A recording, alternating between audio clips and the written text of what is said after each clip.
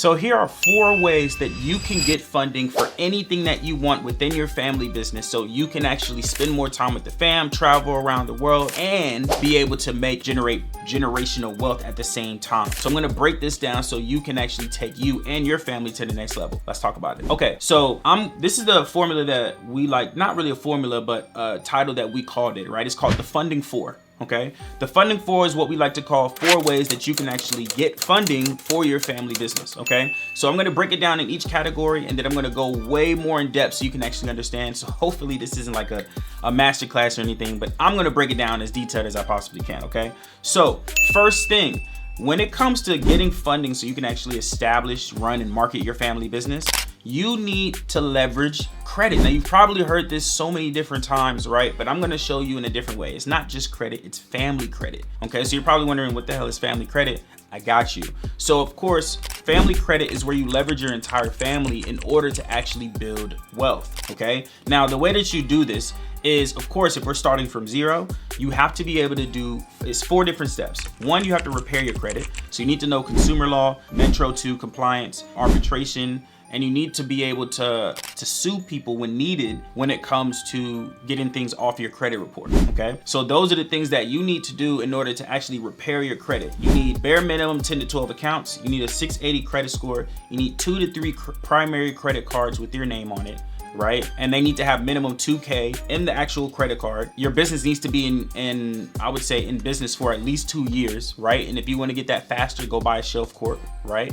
And from there, no derogatories, no negatives, none of that. That's how you create an ideal credit profile. So you need that credit profile in order for you to then get personal credit. And while you're doing this, you're establishing relationships with banks, right? And what I mean by establishing relationships is this is where you open up a personal checking account with those banks, have it for 30 to 60 to 90 days, and then you're gonna just add $50 to $100 into it, and you're gonna consistently have money in that account, and you don't wanna take it out. And that's how you build a relationship with them. They're like, hey, you actually opened up a personal account. Now I trust you with my money, pretty much. And what you're gonna do is you're gonna now apply for unsecured and secured credit cards, right? And so from those unsecured and secured credit cards, you are then going to be building a relationship, because now the credit people, everybody, the credit reporting agencies, the credit bureaus are actually gonna be trusting you with money, which means that they'll give you more, right? Especially the banks. The banks will actually give you more just by you using the money and then putting it back. So that's credit part. That's the personal credit side.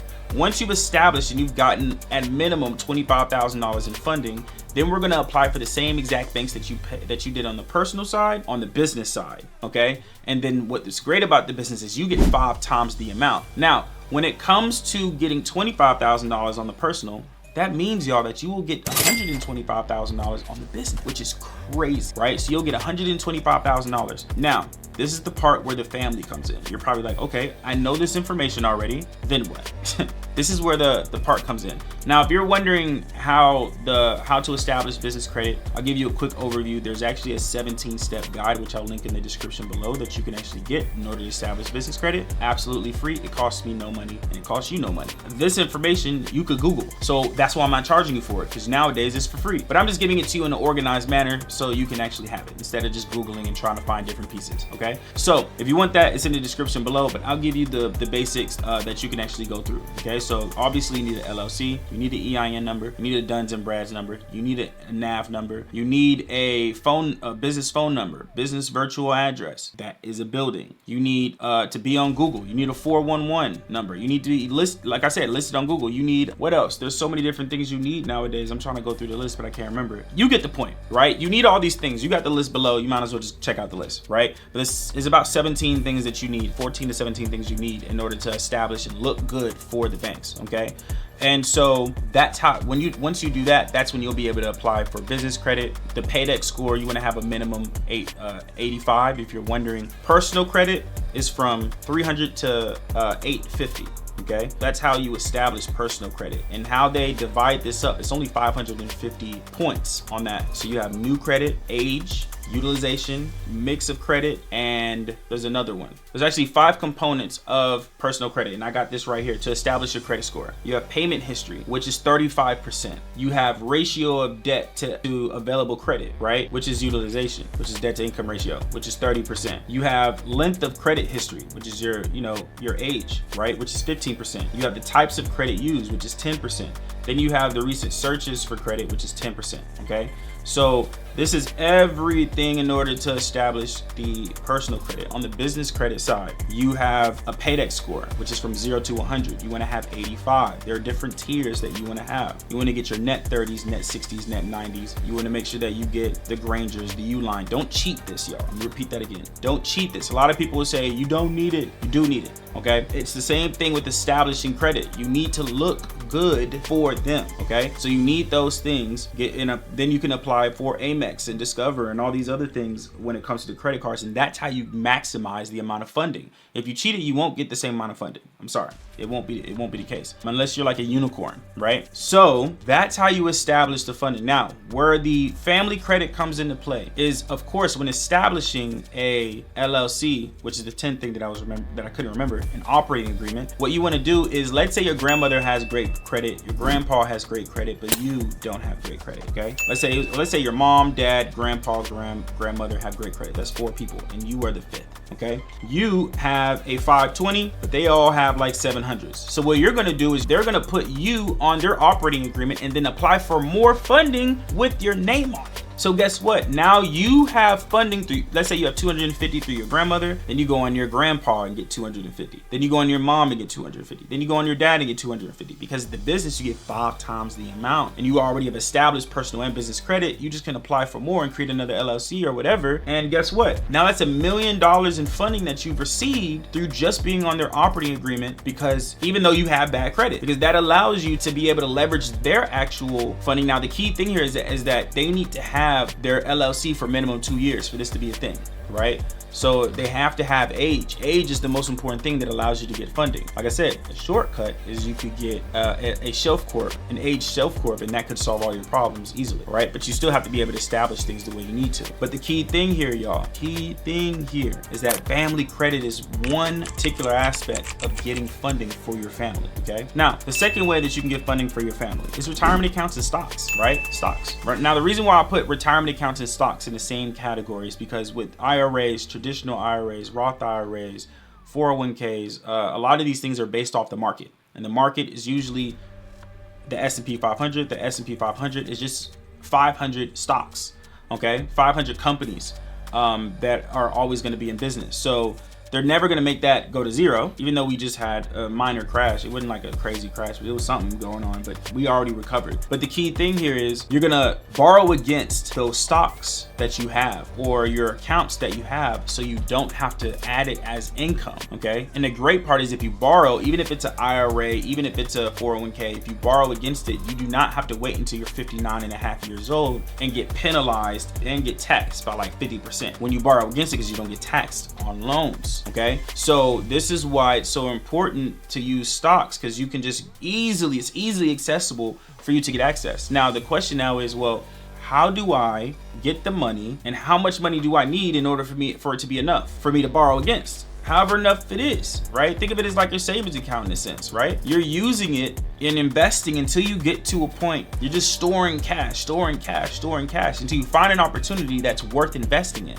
And then you're gonna borrow against it, and then you're gonna invest into that particular opportunity. That's what you're gonna do with all these funding opportunities that I'm breaking down. And so you're just gonna leverage that funding and invest it into a business, and then have that business cash flow, and then pay it back with interest, right? And the only downfall when it comes to borrowing against an IRA or any of those things, if you do not pay it back, it will be counted as income, okay? So you do have to pay that thing back, because that's super important, okay? The third thing, right, is a family trust, which if you're on this channel, have been talked about over and over and over again. I'll link somewhere on here the link to the family trust video. I actually show you all the template. I show you all exactly what a trust looks like. and hopefully no one comes after me for that, because no one shows y'all trust on the internet. I'm willing to do so though, and make it so you can have access. So this is the family trust. You obviously, if you look at the video, you'll know exactly what I'm talking about. But the family trust also includes your life insurance policies, right? And your life insurance policies, this is why I don't just put life insurance policy in a separate category, because everything is up under the trust. Everything I am stating still is up under the trust. But when I say family trust, I'm mainly referring to an insurance policy. Now, an insurance policy, most people kind of combine that with the retirement accounts. I like to think of it as an individual, separate from those, even though they are retirement accounts. I like to separate it only because a family trust is a bit different than a retirement account. But I'm just using life insurance as an example, right? You can borrow against a life insurance policy. Of course, I wouldn't borrow against a life insurance policy, of course, depending on your income level, until maybe 2 years, 3 years down the road, right? Now, the reason why I say that is because if you are making $40,000 or $50,000 in a year, you're not going to dump $50,000 into a life insurance policy. That's just not going to happen. So you have to put 100 here, 300 here, 400 here, 100 here, and over time you'll get a good enough storage of cash where you can borrow against it, right? And so you want to wait about 2-3 years in order to actually do this, and you're going to borrow against that insurance policy, and then you're going to invest it into an asset. That's the third way that you can do it, right? Like I said, a family trust is what I call it, because it's stored up under a family trust, which of course is like anything else, but life insurance policy is what I'm referring to, right? The last and final thing, number 4, is you can actually borrow against your business, right? Just like anything else, your business makes cash flow, and because your business makes cash flow, you can borrow against it, and it's a loan, right? So you're just going to be using a promissory note to actually, capital contributions, that's contributing to the actual asset, but you can use a promissory note to have a documentation that you're borrowing something from the business, and then you're going to use that capital to invest in something else, but you got to invest it back. It's a loan, right? You can loan from yourself. You can dictate the interest. You can dictate whatever that you want when it comes to, putting it back into your business. And that's just with anything here besides stocks and funding, credit card funding, because of course they have their own interests. But when it comes to the business, it's your business. You own it 100% completely, so you can dictate whatever the interest is. But that's a great way to leverage another business, to invest in another business, is just by borrowing against your own business, right? And so I wanted to give you all 4 ways. We call these the funding 4. We wanted to give you 4 ways to actually borrow against funding in order to invest in assets. So I hope this actually helps. I hope this actually gave you some value. If you got any questions, definitely leave them in the comments below. If you got any more ways to borrow against assets, or you got any more funding options, put them in the comments below. I'm definitely interested to see what you all have to say. I want to know more opportunities so that I can learn more. I want to learn from you guys as well. So if you got any other options, put them in the comments below. If you want to work with us, right, and learn more ways on how to actually implement this funding 4 option, we do have a free training below that you can actually look at. It's a quick video. It'll teach you everything on how we've been able to get to over $1.4 million in under 4 years. And I hope this actually helps you out, and I'll see you all in the next episode. Peace.